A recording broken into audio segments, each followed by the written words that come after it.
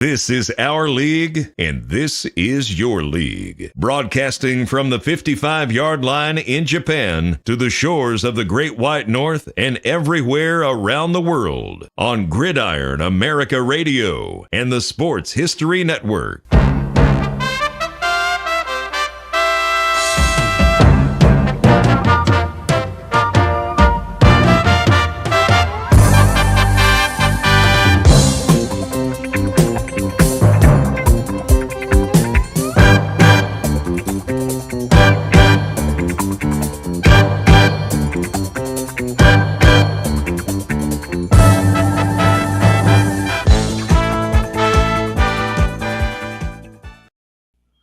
Well, hey, y'all. Welcome back to Gridiron America. Today it is Dave and Mike and me, and we're it's our usual It's our usual Tuesday morning, Monday night sit-down round table, talk all things football, and we had quite a discussion going before we hit the record button, but we had to get going because in order to get this thing on Facebook, I only had minutes to spare because we had technical stuff and everything popping up, and so we run a little bit late on hitting on the live record button. How you dudes doing, man? It's been a good 7 days since we in person chatted, but we're always constantly doing our group chat. So what's up, guys? Happy Monday night, guys, or Tuesday morning for you, Greg. Yeah. And same here. Yeah, and we don't have many of these Monday nights left because obviously the NFL season starting, so our Monday nights are going to get taken out. So, it's going to be an adjustment here. Again, it goes back to what I always say. We always have too much football, but on top of that, so it kind of limits as to when we record. And since I'm not over there, people have jobs. I guess that's the only way to describe it. Jobs and time zones kind of get in the way of everything. So, but yeah, now we'll figure it out once September 13th. That's the kickoff day? Is it September 13th or no? It's September 9th or something like that. It's the Thursday night game, but then right after that we've got the Australia game. Yeah, it's just really weird. I got to look at this. Then for college football, we got week 0, I think, starting next Saturday. So it's football time. Yeah. I mean, it goes back to what I always say. I mean, I love football, but man, sometimes we just got too much football to keep track of. So this week we are just kind of focusing on the CFL and then talking about some, ancillary things elsewhere in other leagues. So where do you guys want to start? Dave? Okay, I can see Dave moving. So that was my first question. Dave's video is actually moving because of our technical stuff we had earlier. Want to go CFL? Go through the games? Roll through? Yeah, those were the only games, at least to us. Well, those were really the only football games that were played this week. I mean, other than NFL preseason, which, it's just glorified practice. But yeah, now let's start. Where do we want to start off, though?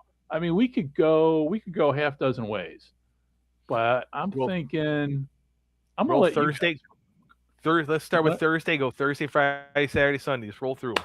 Okay, which leads off to the whole title of the show, 0-26 maybe for Ottawa, because we had Montreal 46-16 over Ottawa at home with the Vuvuzelas or whatever the heck those annoying horns in Montreal. But Dave, it was tied at the end of the first quarter.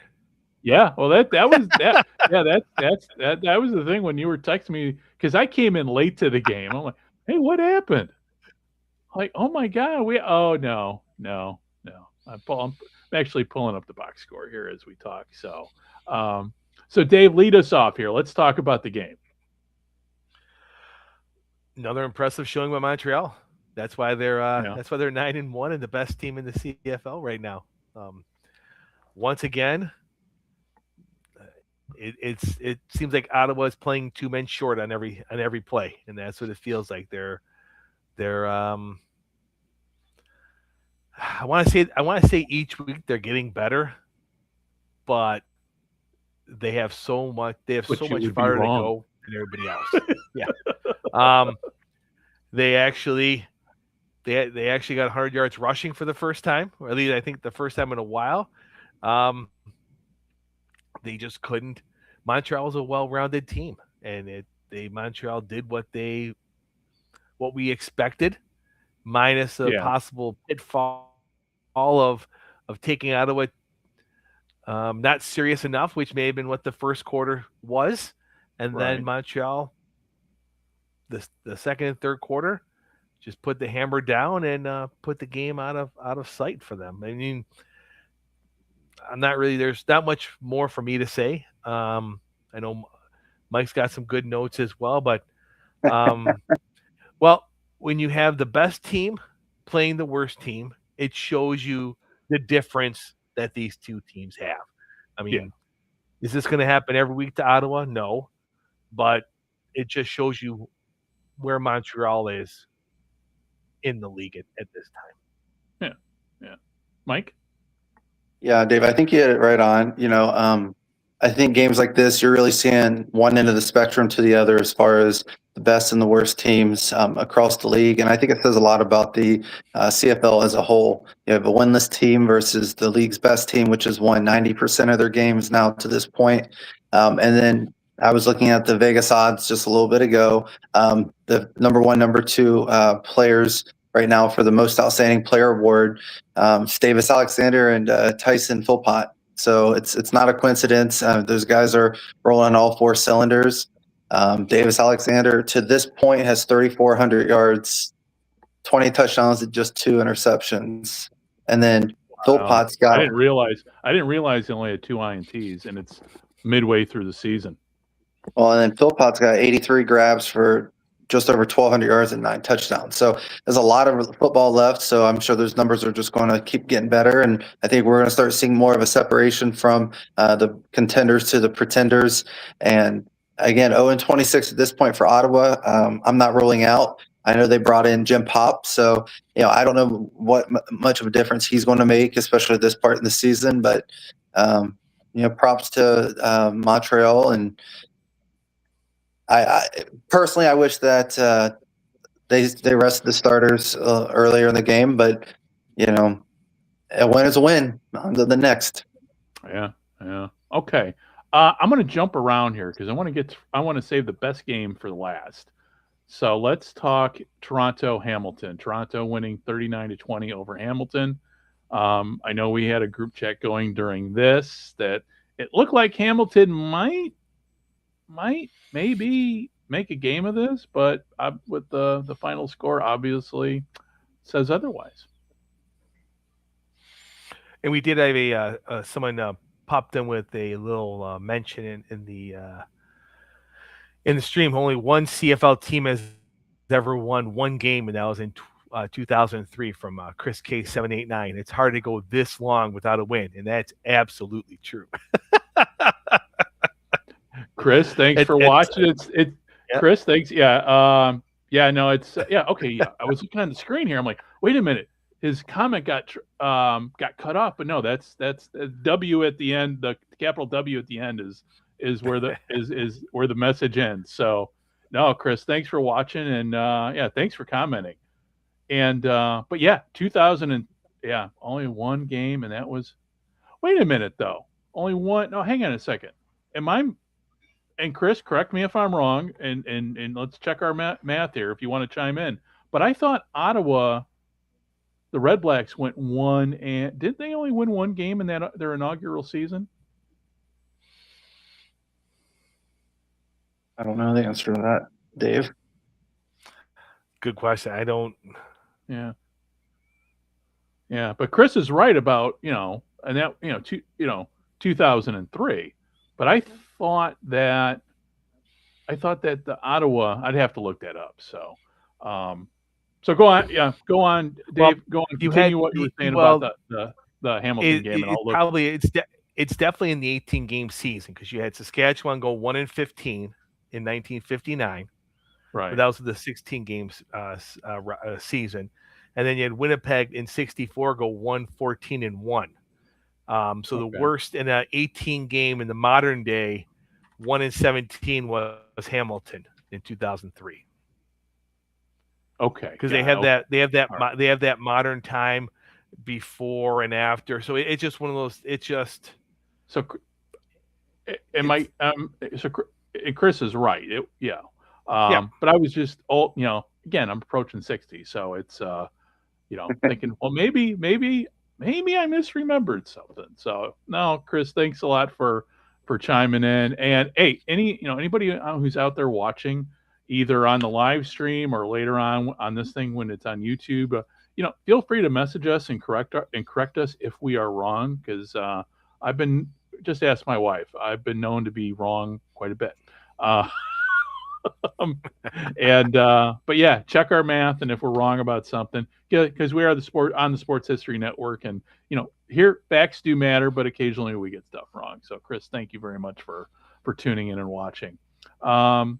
So Dave, let's continue on talking about Hamilton and Toronto, about the game.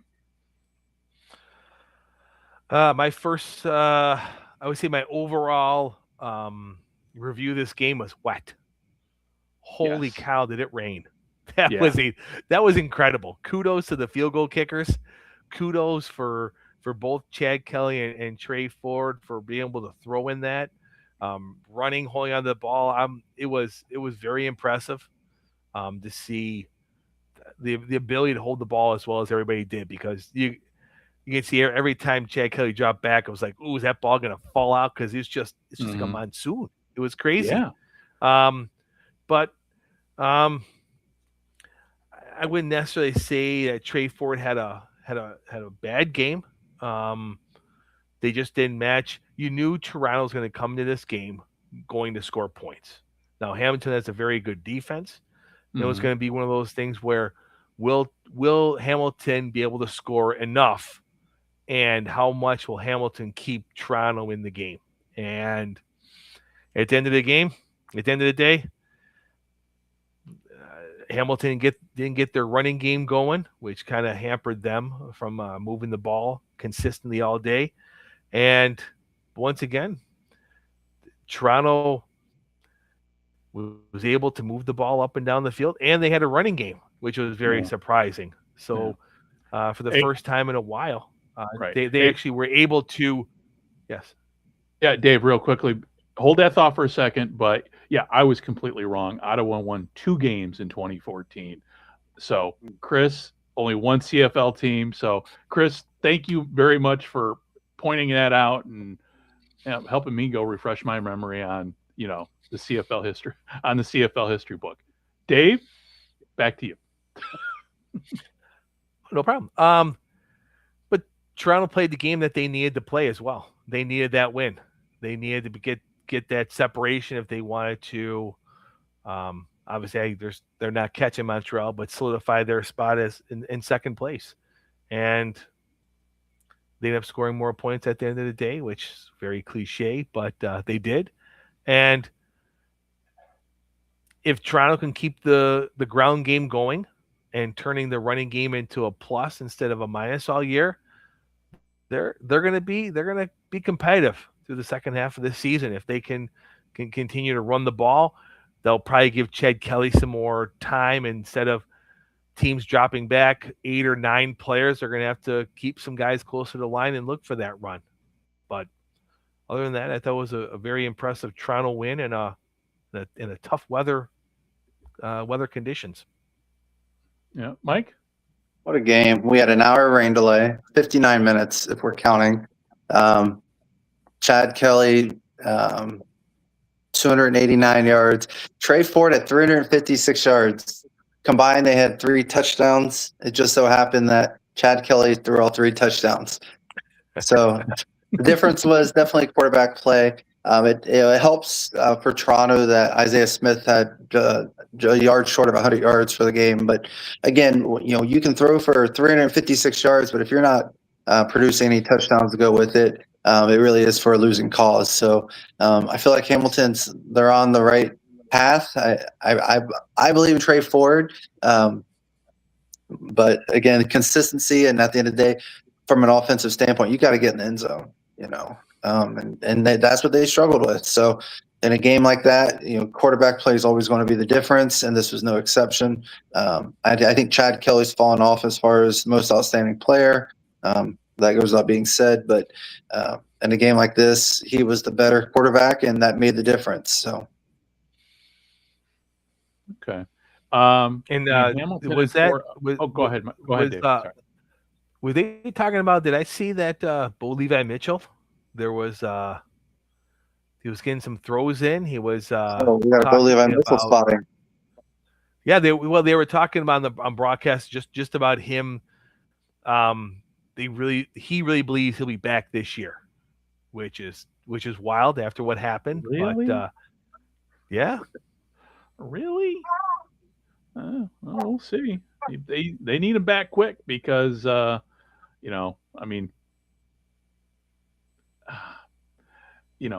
going to be a battle for sixth place in the CFL playoffs, in the CFL playoff seeding, and they're 4-7 now, and I'm looking at everybody else, and I'm 4-7 is not going to get you into the play. That type of record is not going to get you into the playoffs. So, Mike, Dave, final thoughts on this game? I mean, yeah, I mean, the game is what it is. Again, from an offensive production standpoint, Hamilton they didn't produce. But I'm interested to see if this game was played in dry weather. Obviously, the elements was a huge part of that. If you took out the elements, what kind of game would this be? Would it be closer? Would Toronto just have that much more of a better outcome? Who's to say? But kudos to Toronto for not just throwing the ball good, but again, establishing a run throughout the game. That's something that Hamilton seems to be consistently struggling with. So they got some issues. It's not just on offense. They have some issues defensively they need to address, including stopping the run. Okay. Okay. So getting into the next game here, BC 30-16 over the Riders. This game was, I think all of us picked Saskatchewan. I can't remember now. I have to go listen, but I think we all picked the Riders for this game. Does that sound familiar? I'm pretty sure I did. I think I picked BC. Okay. All right. I don't write this stuff down. So, but I was expecting the Riders to go in and win. And, BC is bouncing back. They're 5-5 now from after a horrible start and back in playoff contention. And thoughts, guys? Dave, Mike, either one of you guys want to lead off? Mike can go first. Yeah, I think having Nathan Rourke back is making a big difference. Xander Horvath, he had only like 43 yards rushing, but he had what turned out to be a pretty important touchdown in the game. I think the offense was really on fire throughout the game, whereas on the other side of the ball, Trevor Harris is it's like baseball. You get in your slumps, you get in your hot streaks. I think right now Trevor Harris is the last 5 games, he's 3-2 as a starter, but another game where he's got more interceptions than touchdowns. And I don't think that, there's and I'm not putting all the blame on Trevor, but, he's not helping put the team in a successful position. So I think they've dropped the last 2 in a row. So they've got to eliminate the mental mistakes and the turnovers first and foremost. But I don't want to discredit BC. Now that they got Nathan Rourke back, they seem like they're firing all cylinders at the right time. Okay. And yeah, I mean, I was happily surprised because I'm always rooting for the British Columbia Lions. But yeah, I was surprised by the outcome. It's nice to see Nathan Rourke back. It's they're maybe the horrible start that they had at the beginning of the season might have been a good thing, because now I think teams might be underestimating the Lions. I mean, that's kind of my thought too. I thought this game would be a lot closer. Anybody? Yeah, and I mean, I think that the Riders the injuries are really catching up with them. Yeah, I mean, BC played well, but the Riders need AJ Olep back. They just don't have a consistent running game or a running threat, which is tough. As we talk about every week, if you can't run the ball, the irony is now if you can't run the ball in the CFL, it's tough to win games, which is funny because it's a passing league. But it showed where it seemed like BC was hanging back and waiting for Trevor Harris to beat him. And they put enough guys back there, and especially in the fourth quarter, there wasn't much for Harris to throw to. I mean, he was really having to make some really nice throws or really tight coverage to get some passes off, and took a couple sacks towards the end of that game as well because BC knew they weren't going to run the ball. They just sat back there and waited, and it catches up. But kudos to BC. They are definitely clicking. They're healthy. I think they had everybody back for the first time in 10 games. They had all their original stars from the preseason and first game of the season all back, and it showed. It was a good win for them. Yeah, I'm looking. I'm trying to pull up the attendance figures for the league so far. It looked like a good crowd was on hand for the game. You guys agree? Oh yeah, it was definitely a very good crowd in BC. Yeah, I'm looking. I'm geeking out here. I'm like looking out for attendance and everything, but I can't find that email that Dave sent with the attachments. It'll show the attendance. Oh, okay. All right. Okay. I don't have that one handy, so if either one of you guys has can, but yeah, no. Yeah, I mean, football is definitely back in BC, and that's the thing with the new owner. I mean, I think we're starting to see the benefits of that new owner. The team, I mean, obviously they played a good part of the first part of the season, pretty much basically on the road and elsewhere, but it just seems there's an excitement in BC, even when they lose. Nobody's giving up on this team yet as far as the fan base, which, yeah, kind of segues into the Edmonton-Winnipeg game. Real quick, Greg, just a question. Yeah. For BC, and forgive my ignorance with this, what's their stadium situation like? Are they due for a new one? Because I don't know what stadium they play in. At BC Place? No, they're not due for a new one. That's the one team it seems. I mean, that stadium's pretty much set, though. There's talk. I mean, Vancouver wants to get a baseball team, so who knows? In the next few years, if there's going to be talk of getting a new stadium. But the one thing we do know is, I mean, the team they seem to draw well anytime they play outdoors in BC. So, but not having been to Vancouver, it's hard for me to get a gauge on where that stadium's located at and everything. So, I'm a huge fan of Edmonton Stadium. Say that again. I'm sorry. I'm a big fan of Edmonton Stadium. Oh yeah, me too. And and we could get Mike on from the Turf District to talk all things Edmonton football. He basically lives in that stadium, during the season. And but that stadium was built in Edmonton for back, I think it was back in the 70s. It was the British Commonwealth Games. So that obviously the Eskimos played next door to it. But that stadium's been around for over 50 years. That's a stadium that I'd be curious to know what's going to happen in the next several years with the private owner of the Eskimos. Are they going to maybe build a new stadium or something where it's you don't have all those empty seats? It's more of a soccer type, kind of like what they did out at yeah. So anyway, that's just my thought. So. But going when I was saying the Winnipeg Edmonton game, this was the game of the week.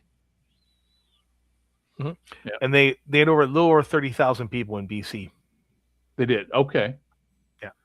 And I'm trying to look up here on the stat sheet the attendance for the Edmonton game. But let's see. I mean, this document's like pages upon pages upon pages. So it's on the first page. Oh, it is on the on page one, Greg. Okay, well, it's all CFL standings upcoming. All right. All right, I'm not seeing it, so. But then again, I've got. All right. Well, Dave, if you know it, let me know. if you know, where do I look at? On the first page, huh? 22,805. Okay. All right. Okay. Well, that works. So pretty much the whole lower bowl was filled up. I mean, they had a good crowd for 22,000 for Edmonton. The way they've not filled that stadium ever since the pandemic, that's pretty good. So, thoughts on this game, guys? So big, and I put it capital letters, circled it, have all the things. Justin Rankin, almost 100 yards. He had 93 yards. He didn't have a touchdown, but he's moving the football, which is putting Cody Fajardo and the Edmonton offense in a better position. So finally, we've gotten rid of the one-dimensional football Edmonton's been struggling with lately. And really, I think it was huge. Not to take away from Zach Collaros, he didn't throw a touchdown. He just had 170 yards. Oh, sorry, he did throw. I looked at that wrong. Yeah, 219 yards and a touchdown. So, Collaros, he's doing all right. Brady Olivia had 118 rushing yards for Winnipeg. And Cody Fajardo had a good game. But again, I think Justin Rankin was the difference, was establishing the run game. Yeah, definitely. I agree. Dave, thoughts?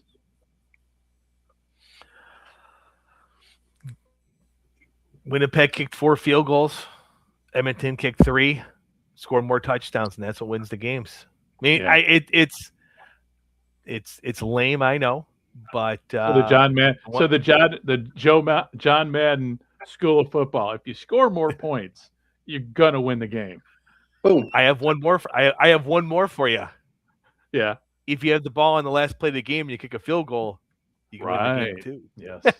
But it's I mean, for a road game, Winnipeg did exactly what you wanted. They came in, got the lead, but just like Montreal, good teams find ways to win, and it just shows you there really is a pecking order in the CFL. You have the top teams, you have the top 3 teams, then you have the middle 4, 5, and then you have Ottawa.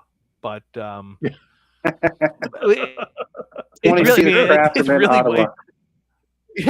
really is. You mean you have the top. I mean, honestly, at this point, the way Saskatchewan's been playing lately, you have Montreal and Edmonton, the top 2.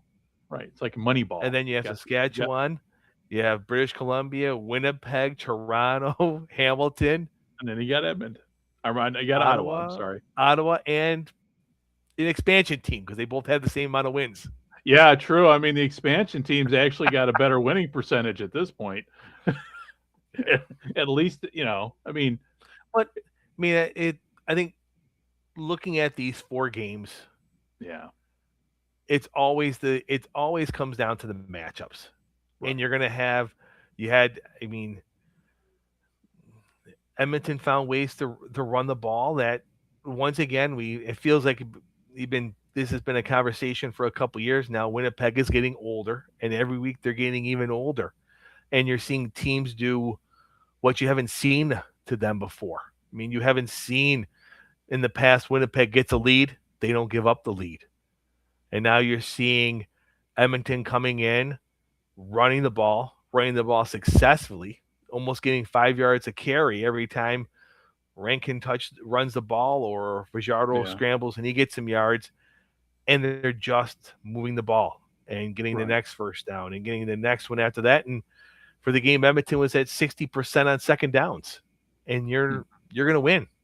You're going to win games. You're going to put yourself in position to score. And how it works. Yeah. Mike, thoughts?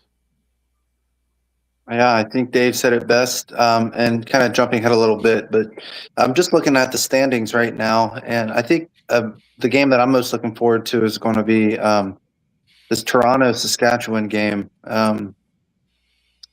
So, and then Edmonton's right there as well. So, yeah, Edmonton's 8-3. They're right on Montreal's behind, but Saskatchewan wins and Edmonton can't pull it out next week. I think you got a really interesting situation in the West developing. Oh yeah. I mean, you've got all 5 teams still in the mix for any of those teams could conceivably be the division champion, though I seriously doubt Calgary has got the defense to do it at this point. But yeah, I mean, it's still anybody. That whole division is not yet settled. Whereas, pretty much the only thing. I mean, honestly, I think the East is pretty much settled. I think we know how everybody's gonna finish at this point. It's just a question of, who this is the last year where you have 6 teams in the playoffs. Who are the 3 teams that are going to be left out? We already know who one of them is. Hamilton's looking like probably the second one if we include the crossover. If we when talking crossover. So the question is it going to be? I mean, Calgary. I mean, if Calgary's defense doesn't step up, I mean, they could conceivably be on the outside looking in, or on the outside looking in for the playoffs. So that's just my read on as we, because we're past the halfway point with the season. So we're going to be, next week or two, we're going in the home stretch, and most importantly, there are no more Thursday night games. We just finished the Thursday night. NFL's coming in the next couple of weeks, so I'm looking at for week 13, for this upcoming weekend. So we've got a Friday night game, Montreal at Winnipeg, and then we have 2 Saturday games. We've got Hamilton at Calgary, Toronto at Saskatchewan, and then we have the Sunday night game, which is BC at Ottawa. So we're going to be seeing more CFL on fewer days, I guess is what I'm trying to say. So, Greg, let me throw this one at you. 4-7 Hamilton at 4-6 Calgary. My hot take is the winner is out of the playoffs. Yeah. Wait, the winner is out of the playoffs? The winner is in contention. Excuse me, I stand corrected. Okay. I got ahead of myself. That is a hot take. It is a real hot take. Yeah. Hey, you know what? Never say never. So the winner is still fighting, but I think the loser is. Yeah. Yes. Yep. The loser is going to be. It'll be sharing a couch with Ottawa. Right. So let's go through. I think we both can agree that Montreal and Winnipeg. I mean, Montreal is the favorite to win, but it's at Winnipeg. I mean, so. I mean, I'm going to pick Montreal, but I think Winnipeg's going to keep it close. Dave, Mike, either one? I will take Montreal, and I'll give Winnipeg 10 points. Okay. Mike? So my input's not indicative of the outcome of this game. I had Montreal winning, but I can't help but to wonder, especially as we go in the second half of the season and going into the playoffs, can Montreal keep up this momentum for the rest of the year? At some point, I think they're going to drop a game, maybe even 2 games as we get closer. I can see them resting their starters before the playoffs. And then I think that, a random game they might drop, but I don't think it's going to be against Winnipeg. So give me Montreal. Okay. And then we got Hamilton and Calgary. I don't know. It's hard to bet against Calgary in this one. I mean, their offense is. I mean, they've got a lethal offense, but a porous defense. So Hamilton doesn't have the greatest offense. I think it's which quarterback comes to play. Trey Ford. He puts up a lot of numbers, but he's not putting up a lot of touchdowns. More games than not. And then on the other hand, Vernon Adams, again, that's been his motive all year. He's playing to not lose instead of playing to win. So really, I think it comes down to quarterback play and who wants it more. Okay. Yeah, and you guys keep me posted because this game kicks out at 4 a.m. for me, so I'm definitely not watching it. and I will go with Calgary. I know VA had that interception streak going, and then he threw a couple before their bye week, and I think he's going to be loose now, and I can see him putting up a big game at home and probably I would say their most important, like you said, this is probably their most important game of the season. And if they don't beat Hamilton, then honestly, they don't deserve to be in the playoffs. I agree. And I didn't give a pick on that, but Dave, I'm right there with you. I'm going to take Calgary as well. Okay. And then we got Toronto at Saskatchewan. This is a rematch from, was it the beginning of this? Right at the beginning of the season, when the season kicked off, it was Toronto at Saskatchewan. Technically, it was on paper, it was a home game for Toronto because of the World Cup. But if I remember, I can't remember the outcome of that game. I can't remember if the writers pulled that out, but I don't know. I think Toronto's coming in, I think, in better shape than Saskatchewan. Obviously the Riders have injuries, so I'm going to take Toronto over the Riders in this game. I think both teams after this game will be 6-5. Give me Toronto. I will take Toronto as well until like you said, Greg, until the Riders can get healthy. There's a method to play them right now, and the home crowd will give them an advantage. But I think for Toronto, playing so many road games, I don't think that really bothers them anymore at this point because they've been in so many stadiums this year. Yeah. So I think this might be the game of the weekend. Okay. All right. But I'll go with Toronto. Okay. And then lastly, we got BC at Ottawa. And I am going to make the bold prediction that this is going to be the start of an 8-game win streak for Ottawa. And they're going to make it to the playoffs. So you're telling me there's a chance. I'm telling you there's a chance. So that's going to be my prediction. If anybody wants to hold me to that next week, that's fine. I'm betting against my team too. So, but I think it's my only thought here is it's a home game, and Ottawa. I don't know. I think Ottawa's past desperate at this point. So, and BC, even though they've improved and everything, God, who knows? I could see them just kind of dialing it back going, well, it's just Ottawa. We're gonna, I'm thinking BC maybe is looking towards the next game, not this game. So that's all I got. Basically, I'm using the swag method, the scientific wild ass guess. You know what? That's not bad.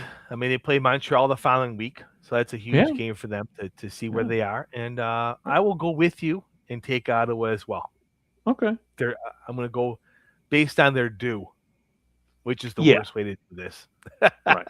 Well, I guess I'm going against the grain on this one. So I think BC is going to run the piss out of the ball, and the offensive line for BC is just going to treat Ottawa like a bunch of piss ants. They're going to run the ball down their throat, and I don't think Ottawa's going to stop them. I think Xander Horvath is due for another big performance.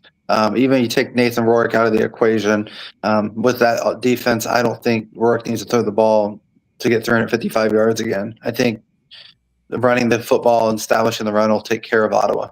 Okay. All right. Well, that covers the game. So let's, on that note, talking about Ottawa. So Ottawa had big news. After the game was over, the purge continues in Ottawa with personnel in the front office. I don't think the front office is the issue here. I think it's just my take. They hired a new coach. I don't know why they're hiring, they're firing guys in suits at this point. What are your thoughts? Who else can you fire? I really there's only so much you can do right now. Right. In the next 14 days is when the big cut downs from the NFL happens. Right. Yeah. Which that's true. I can see Ottawa picking some players up from that. Right. But that still takes some time, but they're not gonna fire Ryan Dinwiddie.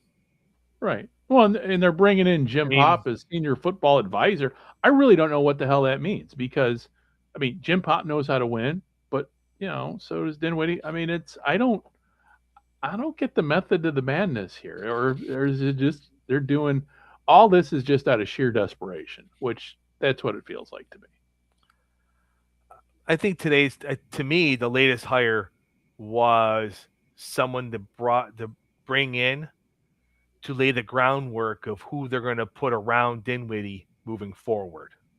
Yeah. Obviously, in my mind, Dinwiddie won out with ownership, with his vision, whatever that vision is. So now, over the course of the last couple of weeks, they've moved everybody else out. But now they got to bring someone in with the CFL pedigree background who then can go through and go, look, this is what you need to surround him with to get what you want done. Because obviously keeping everybody wasn't the solution. And the way the CFL can pay coaches, you have a pool and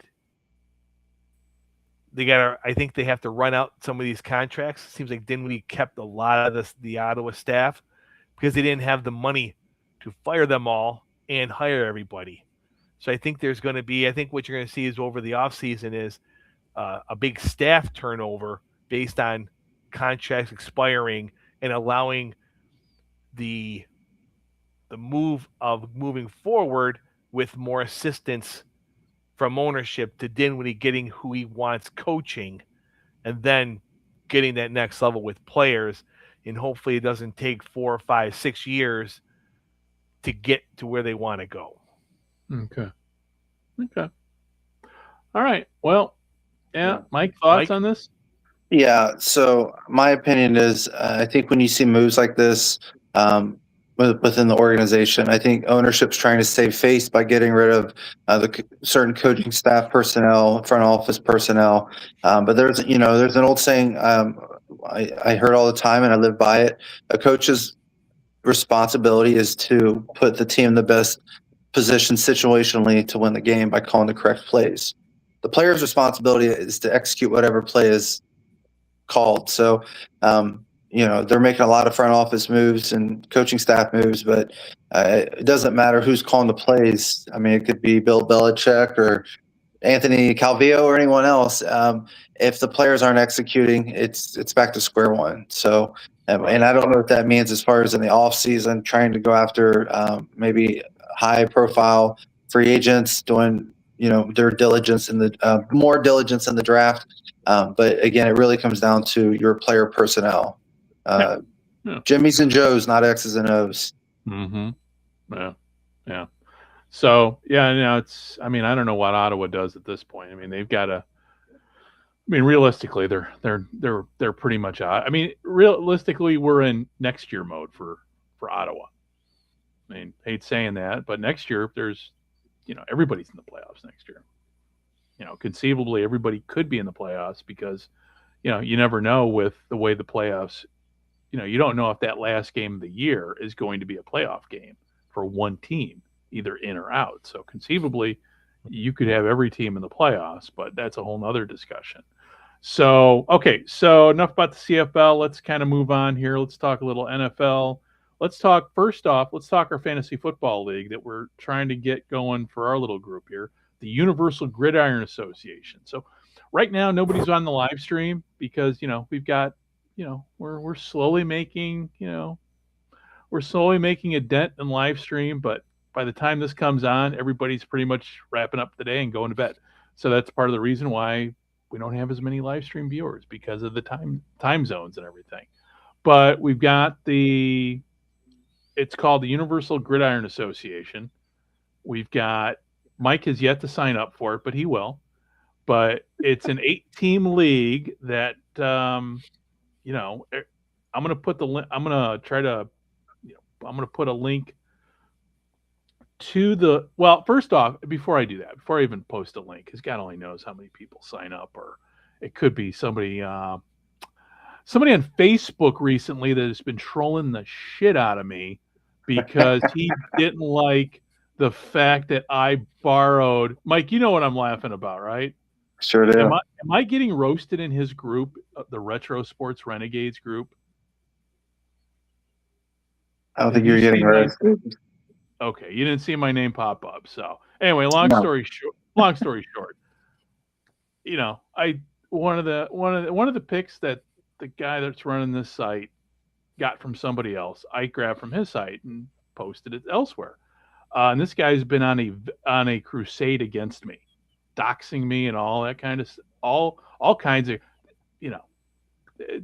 So anyway, so I don't want to put anything, because God only knows, we'd get this guy running the group and he'd be, he'd be in there. I'd have to kick him out and then probably ruin the whole league. So, but anyway, enough about that. But yeah, no, anybody who wants to join the league, just direct message me via Twitter, via X, Gridiron AM Radio, or 70s NFL Super Pro is my other X handle. And but I think I got guys. I think all of us can get guys in that we know, listeners who might want to join. So, but anyway, bottom line is an 8-team league, and if you want in, let us know. But we might expand it to 10 teams. But time's a ticking, because the draft is going to have to be pretty much a day before the season kicks off, and it'll probably be an the draft. You can either show up live for the draft on Yahoo or just have it do auto draft. Probably for me, I'll just do auto draft, because I don't seem to do well with live drafts. AI seems to know a lot more than I do. So, you guys want to chime in? You're that guy with 5 quarterbacks? No, not anymore. Not anymore. Though, with that said, you can never have enough quality quarterbacks in on the bench. And Mike, your thoughts? I haven't done fantasy football in a few years, so I may need to do my homework before I start drafting. But you don't need to do homework anymore. AI does everything.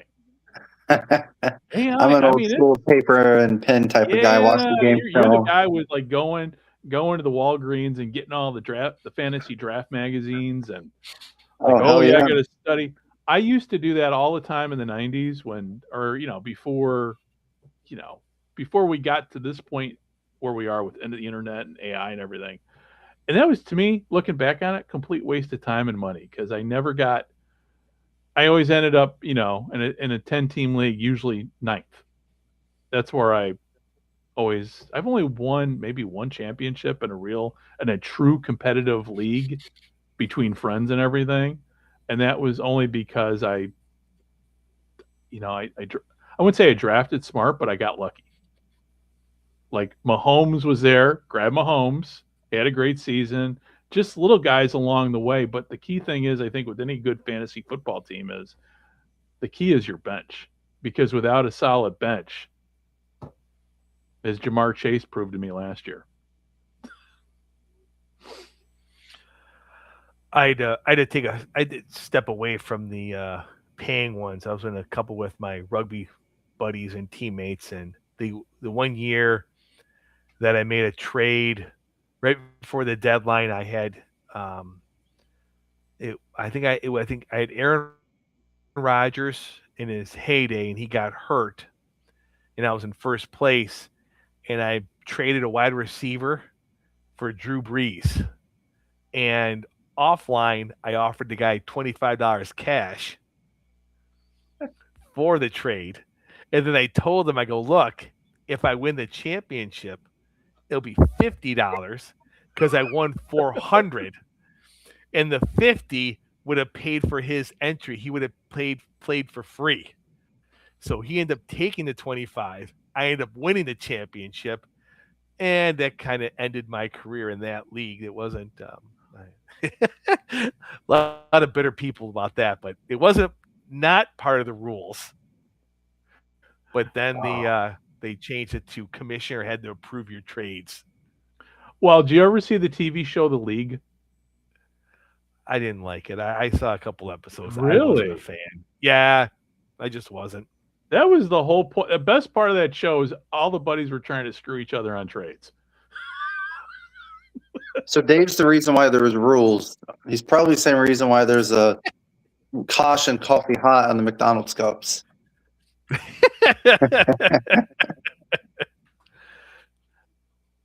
But well, well, I mean, that's the beautiful thing about that's the one thing about fan. I'm sorry, I had to check something here. I had to check see if there's any breaking new NFL news before we get kind of the last 10 minutes of the show that we need to talk about. Before I kind of wanted to segue into maybe some UFL talk, college football talk to wrap things up. But yeah, that's the whole point. That's the best part about fantasy football. It's not the winner or the losing. It's just getting one over on your buddies. Bragging rights. Talking trash, man. Talking trash. So, all right. So on that note, guys, okay, Mike, Dave, because college football, Mike, as you reminded me before we went on the air, week 0 is this coming weekend. So I'm going to let you be our college football expert for the season. What do we got to look out for? So transfer portal is always exciting, but it's a little bit different this year. Now that the NCAA's done the 5-and-5 rule, you get 5 years of eligibility from the time you turn 18 or 19 years old. There's another stipulation, but I can't remember off the top of my head what it is. But a lot of guys that declared for the NFL draft are now wanting to come back to college, and notably the biggest one right now is former Ole Miss tight end Daquan Wright. He went undrafted this past year after declaring early. Was picked up by Philly, got cut, and then most recently he was catching passes in preseason by the Browns. He got his famous NCAA injunction that all the kids seem to be doing these days. That was granted. So now a guy that caught passes in an NFL preseason game is now going to be catching passes for Lane Kiffin's offense at LSU. So I think that's a big headline. We're going to start seeing more of that. Lane Kiffin mentioned that, he, with a grin on his face, love him or hate him, the rules are what they are, and he takes advantage of the rules. He's not breaking the rules. It's just he knows it's a flawed system. Right. And on the other hand, Ohio State coach Ryan Day, his opinion was he hates it, but he'll do what is best for the program. And I think you're going to start seeing more of that. So the 5-in, 5-out rule, I think it's what it is. It's fine, but that also opens up the doors for again, and I don't think it'll happen, but Diego Pavie, he technically only played 4 years of NCAA football. His argument that he made last year, from what I've read, his attorneys are going to put another injunction in, was that 1 year he played at junior college didn't count. So he's only played 4 years. So technically Diego Pavie could come back and play a 5th year of college football. So with all that said, coming full circle, a lot of veteran seasoned guys are coming back, and I think we're seeing more of that because of NIL, because guys are going to make more money in college than they will to NFL. Now we're seeing guys that are on NFL teams coming back to college. So from a competition standpoint, I'm excited to see it. Texas is interesting. They just kicked off one of their backup linebackers for culture issues, but they also brought in a center. Whoa. Culture issues? Oh, like team vibe. Yeah, like locker room stuff. Yep. Okay. So they released him, and then at the same time, they also signed former Browns preseason center back to the team. So he was at Texas, declared, went to Cleveland, and now he's going back to Texas. So it's Wild West college football. You got to love it. And for my money, for what it's worth, give me college football any day. All right. So, and this is a question for both of you guys. So how is this going to impact the UFL? Because UFL is a developmental league, but college football is, in essence, a pro league now. So we have 2 pro leagues playing in the fall, but with the so I guess my question is, does this, the way college football is going, is that going to benefit or not benefit the UFL? Dave's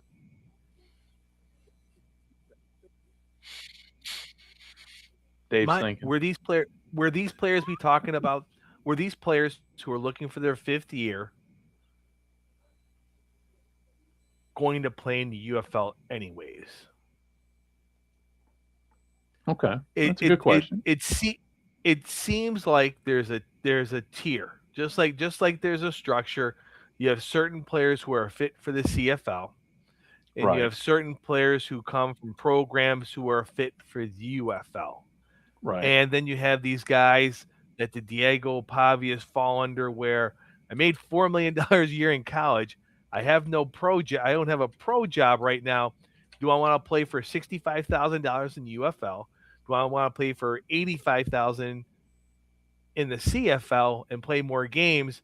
And they're not doing either because they're trying to get back into college, which there's only so many spots and there's only so much NIL money. Because I can't think the backup tackle on Alabama, I can't imagine is getting a whole lot of money that would turn down the UFL or the CFL or arena football or the IFL if they came calling later on. Right. I mean, we're talking about massive amounts of money for star players, but I don't know of that 125-man roster in Alabama, what's the 50th or 60th player on that roster getting? Is that more than they would get going to that level? So I just don't know yet without seeing, like, it's not like they're printing they're printing out the NIL deals and this is what everyone's making and everyone's getting. So it'll be interesting to see long term, because obviously I have no faith in the NCAA being able to figure this out on their own. Right. And hence why you're seeing Louisiana courts doing this. Like Texas court is giving this ruling, a Louisiana court's doing, like, it's a hodgepodge because we've created the hodgepodge. We have chaos because actually we want the chaos. We talk about everybody wants rules, but we really don't want rules. We don't want rules. We only really want rules if it doesn't benefit us. We just want to talk about it. Like, yeah, it's a great way to talk about it. Look, it gave the Senate and the House of Representatives 2 weeks and not do anything for real. Let's talk about fixing college football. But okay. even say they passed the bill that's in Congress right now, if they passed it, you still got to get people to follow it. There's so many other things. There's so many other things going on. They ain't passing it. That's what I'm saying. But what if they did? Okay. Is it enforceable? Like okay, say if they did sign it, what's stopping the Alabama coach from doing something that's not being looked upon? Like it's the chaos is going to be chaos because chaos is chaos, and. Right. Lane Kiffin's going to do, because as he said in his statement, he had a wonderful statement. The fans of LSU brought me here to do what I'm doing. To do the job Brian Kelly couldn't do. Yeah. So he's loved because what he is doing. And that's what every one of these coaches are doing. So I don't know. I'm kind of rambling a little bit, talking a lot, but it just seems like there's just no end in sight because nobody wants an end, right? Because they're all looking for that advantage, right? Yeah. Mike? Yeah, Greg, kind of to answer your question, I can see this regarding the UFL. I can see this going. It's a tale of two tales. You get the upper echelon, the Power Four teams. Right. The Power Four conferences, excuse me. What better example than just a few years ago when Derrick Henry was running back number 5 for Alabama? You had all those guys ahead of him. So I think for those powerhouses, they're going to find ways to go to the NFL. Maybe they're not drafted. Maybe they get picked up via free agency. But I think for the group of 6 teams, I think you're going to see a lot of really star players in those conferences that just aren't quite cut out to go to the NFL. I think those are going to be your UFL, even maybe CFL guys. Because as history's shown us, for the most part, the big name guys that you're seeing are guys that's been in the league who's maybe fallen off, like a Stephon Gilmore, who's trying to get back into the league. Whereas I think majority of the UFL guys are not coming from the biggest conferences. They were really good at the smaller FBS level, and they just kind of fit well in with the UFL and the Spring League and even the CFL. So it really, to me, is a tale of two tales. Some teams will benefit from it, specifically the group of six. I don't think the Power Four is going to benefit from it because, again, you could be a fourth or fifth string guy and you're still going to make it to the league when your time's due. Obviously, there's some anomalies that just won't happen, but in the grand scheme of things, I think that the smaller divisions are going to win that. Okay. Yeah, because I mean, you're talking about that. I'm actually pulling up my alma mater's football schedule for. I'm just thinking, yeah, I mean, at some point somewhere in all this, because we're always talking about the major schools and this, but I mean, college football is best. I love like small time college football because that's, to me, that's the purest.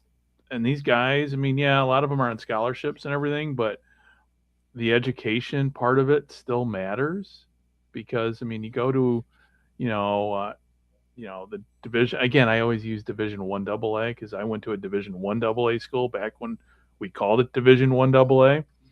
But I mean, you had maybe 10,000 fans show up at a game. I mean, a lot of these guys were star athletes in high school and everything, but they're playing football. They're on scholarship.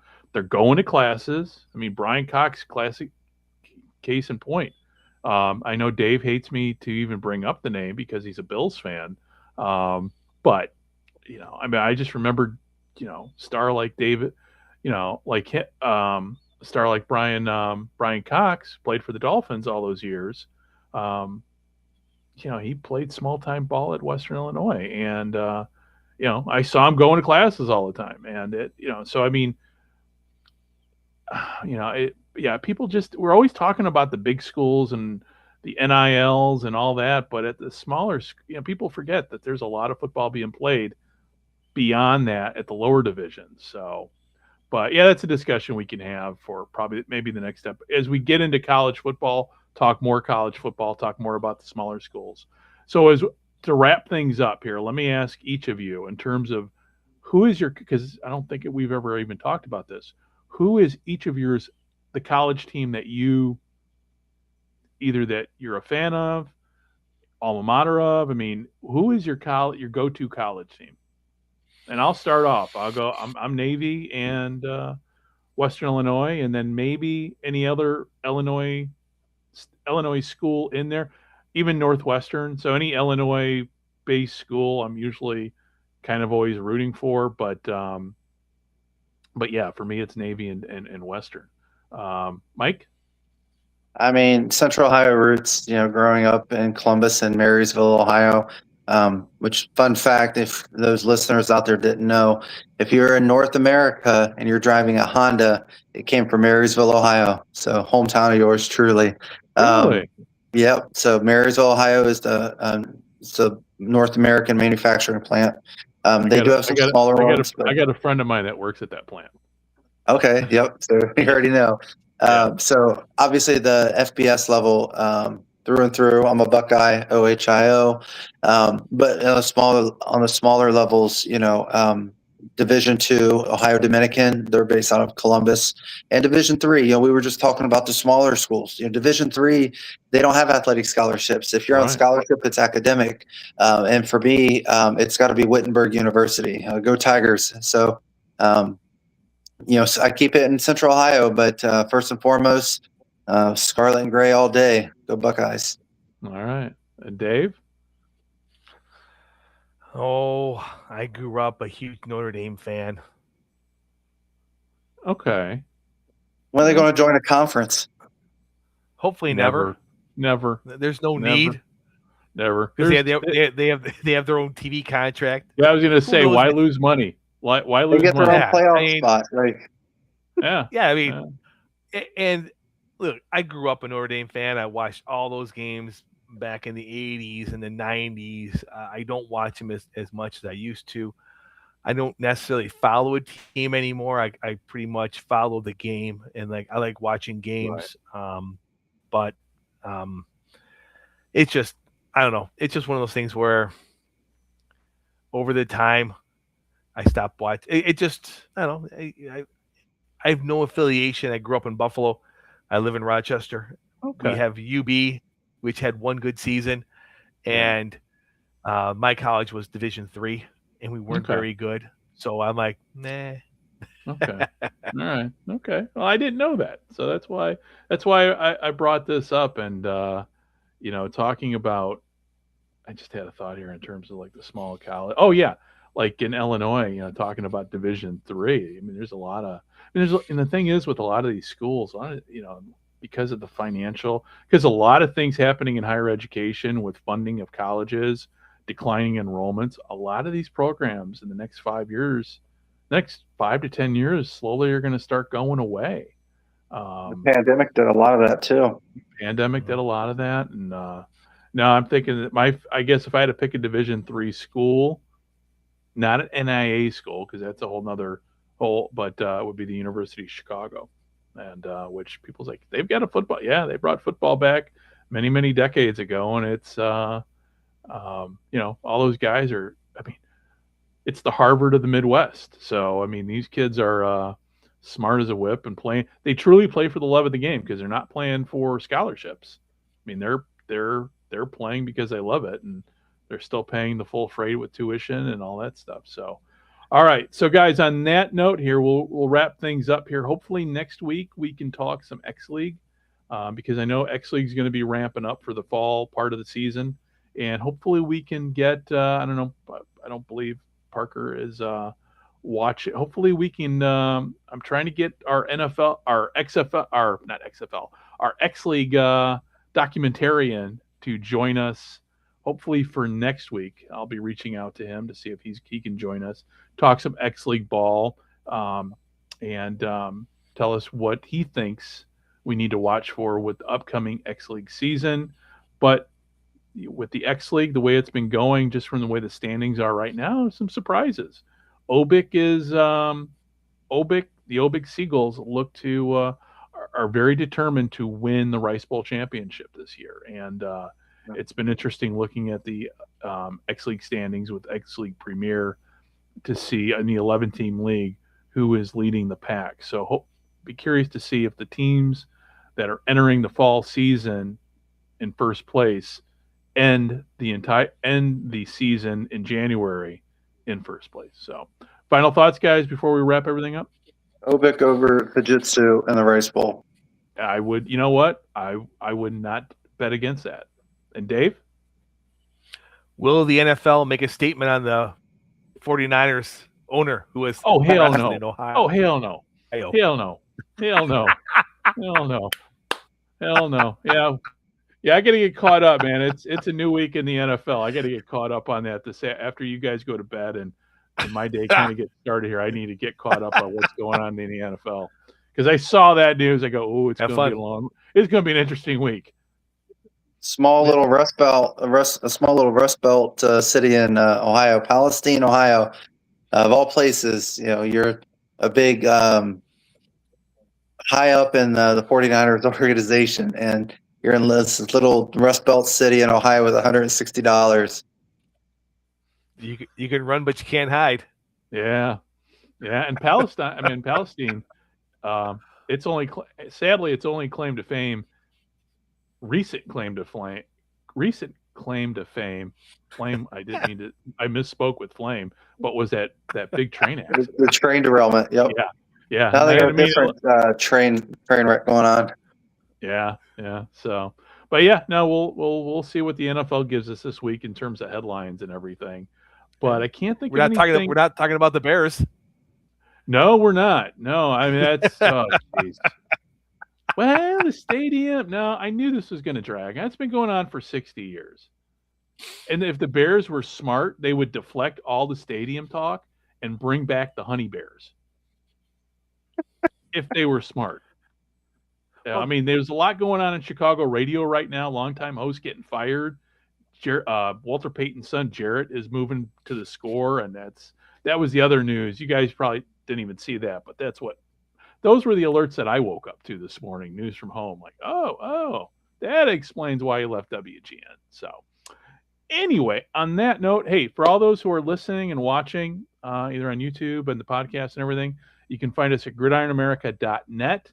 We also still have in the hopper our alternative sports history show, which I'll be honest with you guys, I haven't had a chance to really work on in terms of laying out for our other channel that we're going to be doing. So hopefully in the next week now with football season, hopefully if I spend more time in front of the computer, when you guys are asleep, I got all kinds of stuff going on here. So I just haven't had time to really sit and focus to map things out. But yeah, if you're listening, gridironamerica.net, we're on the Sports History Network at sportshistorynetwork.com. A lot of other great podcasts out there, a lot of great, all hosted by a variety of people, authors, research. I mean, just there's a whole plethora of other shows on our network that I'm sure people that are watching this would enjoy the other shows. So, so on that note, hey, I'm going to sign off. But yeah, and you can on the socials, we're at Gridiron America. You can look us up on Facebook. You can look us up on X. We're Gridiron AM Radio on X, but everywhere else we're Gridiron America.